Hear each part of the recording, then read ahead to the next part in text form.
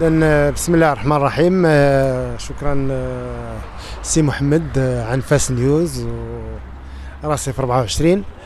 فاليوم اولا نعبدو ربيه اسماعيل خنفور،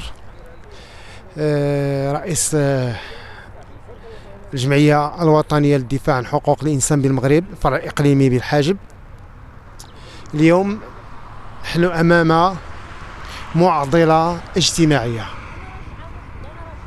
حيث تنشوفوا هاد الحالات ديال الريزو التي أصبحت عادة ديال جميع ضحايا، نعتبرهم كذلك ضحايا، نعم، ضحايا ديال التهميش، ضحايا ديال البطالة،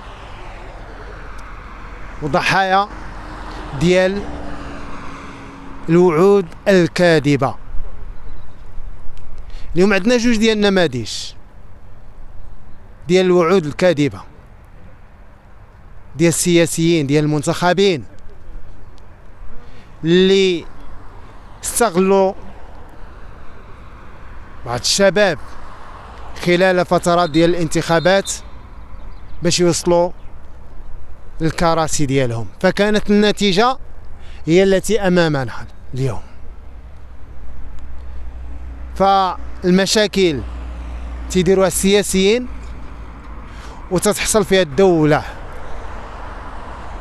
المشاكل تيديروها المنتخبون وتتحصل فيها الدولة بالإدارات ديالها. اليوم تنشوفوا المصالح ديال الدرك الملكي، القوات المساعدة، الوقاية المدنية، السلطات المحلية، الكل اليوم مجتمع هنا. علاش؟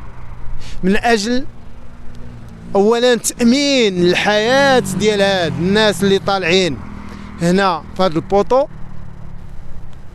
وثانيا إجراء مجموعة ديال الاتصالات وديال التشاورات من أجل الوصول إلى حلول معقولة ومقبولة. فكفى ويكفي من الوعود. اليوم بلادنا ما بقاتش باغا الكذوب، ما بقاش باغا الوعود الكاذبة.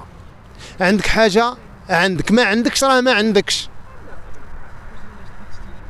مطالب ديال هاد الشباب اليوم اللي طالعين البوطو ديال الريزو هي مطالب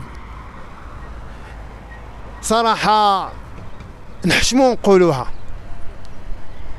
بحيث نشوفوا واحد باغي طواليط في عين خادم باش يبقى يصور درهم وجوج ديال الدراهم، حشومة نقولوها. بحيث نشوفوا واحد الشاب اللي عنده وليداتو ويعاني من البطالة ودوز تكرفيس وما بغا والو، بغا التشغيل الذاتي، ما طالبش شي واحد يخدمو، بغا التشغيل الذاتي، بغا واحد المحل ويدير فيه التجاره ديالو ويخدم راسو ويخدم معاه ناس ويعتق عائلته ويعتق والديه. فمطالب ديال هاد الناس هي مطالب بسيطه، نتمناو من السلطات الإقليمية التفاعل معها. لا نبخس بذلك المجهودات ديال السلطات المحلية الحاضرة هنا بشخصية القائد والسيد رئيس الدائرة ديال عين خادم أو ديال بني مطير، أعتذر. لا نبخس المجهودات ديال الدرك وديال الوقاية المدنية أبدا، ولكن نثمن المجهودات ديال السلطات الإقليمية إذا استجابت للمطالب ديال هاد الشباب.